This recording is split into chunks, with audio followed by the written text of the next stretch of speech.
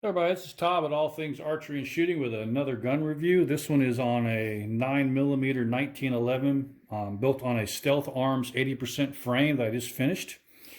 All right, here's the weapon here.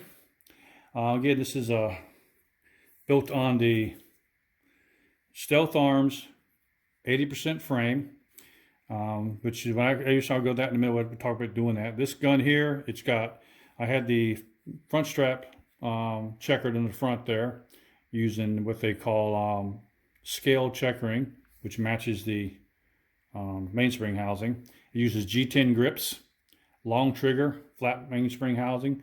I got an Ed Brown extended safety on it, grip safety, with the big beaver tail. I've got, as you can see here, it's also an Ed Brown. It works perfectly, click on and off. That's the Ed Brown safety, Ed Brown hammer, Ed Brown internals as well. It uses Novak sights, which I like a lot. These are really nice sights. They line up really well. You can see that. Let me see if I can get it lined up for you. There you go. See that how nice they line up? Okay. Uses a match bushing and match barrel. The barrel has been recessed as well with his match bushing on it. So get a better shot of it. There you go. You can see this is built on 9mm, which is right here. Okay. This is a Briley match barrel, by the way, just so you know. It's a Briley match barrel. I did all the work on this gun myself. The only thing I didn't do on this gun was the trigger job, which I had sent off and had it done because I've never been able to master a trigger job correctly. I've got probably maybe 500 rounds through it since I finished building it. And I've been shooting mostly 147 grain rounds through it using these Mec-R magazines, which are really nice. These Mec-Rs are really nice magazines. And I've had zero, when I say zero, I mean zero feed function, no problem. It feeds and functions everything.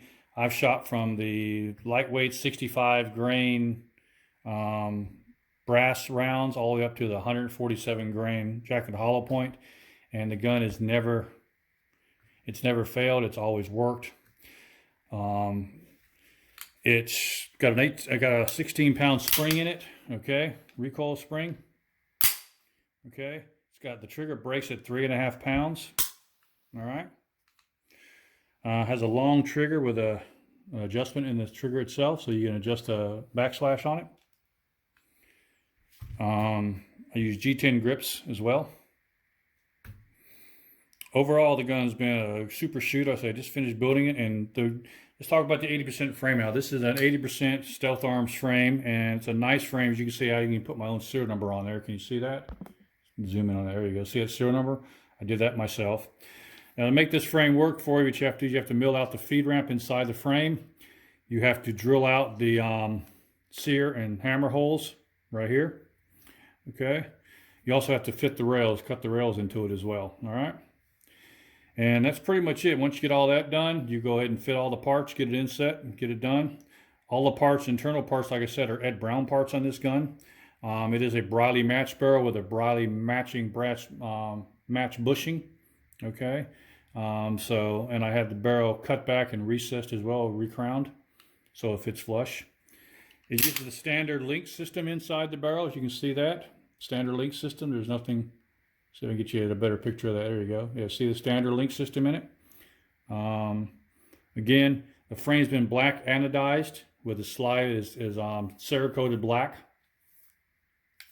The gun, I haven't carried a lot, but I have done a lot of shooting with it, but I would not hesitate to carry this gun. It's very accurate. It shoots really well. 15 yards, I can do easily an inch and a half groups with it. And at 25 yards, it'll shoot 2-inch groups all day long. So it's very accurate. Recoil is almost non-existent with the 9mm. It is a lightweight frame with a full-size slide. It weighs in around 31 ounces empty.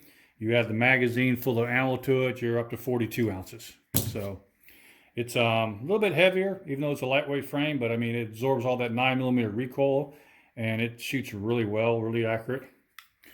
I did also on the firing pin in here, I had a titanium firing pin with a super heavy duty firing pin spring, so it is a Series 70, so if it drops, it won't fire. It's also got a working half-cock notches right there, as you can see. All the safeties work. There's the safety on, won't fire. Safety off, won't fire with the grips, unless you put the grip safety pushed in. All right, and with the grip safety in, it still won't fire. So now it'll fire perfect, won't fire at all. Now I push the grip safety in and drops. One thing I like, but a lot of people think the 1911 is not a safe gun. It's probably one of the safest guns you can carry because it has those 3 safeties, and this one now has a 4th safety with that titanium firing pin and heavy duty firing pin spring. Your first safety is going to be right here, which is your frame safety, which blocks the sear and the hammer from firing and disconnects the trigger system. Your next safety is your grip safety. When not fired, you push that grip safety in, which allows the trigger bar to move back and forth. With the grip safety out, the trigger bar cannot move. All right. Your third safety on this is your half cock notch, okay, on this gun, which is the half cock notch right there. And then your fourth and final safety, which this model has, is the titanium firing pin with the heavy duty spring in it so that you can drop it and it won't fire. All right. Okay, well, that's been that gun reviewed on there. I hope you like it. Again, it's built on a polymer 80 frame. They're not hard to build. You're looking at maybe 2 to 2.5 hours of milling time. I've done several of these now, so I can get it done that time. My first one took me about 4 hours, mostly because I was taking my time and following instructions. That's one thing you got to do is you got to follow instructions to the letter on these, because all these holes and all this milling's got to be done exactly to where it needs to be correctly done, okay? So other than that, it's a great gun. It shoots really well. I'm looking forward to put a lot more rounds through it. I'm planning on doing a 1,000 round torture test on this upcoming in the future pretty soon and put up with that kind of torture shooting. All right. I've heard different stories that these polymers don't hold up real well, but I've got some that I've put hundreds of rounds through that shoot just fine, but I am going to do a 1,000 round test on this one and see how it works. All righty. All right. That is, look for that video in the future. This is Todd, All Things Archery. Hope you like what you see. If you do, click that like button and then also click that bell next to that like button. You'll be notified of upcoming videos. And until next time, ciao.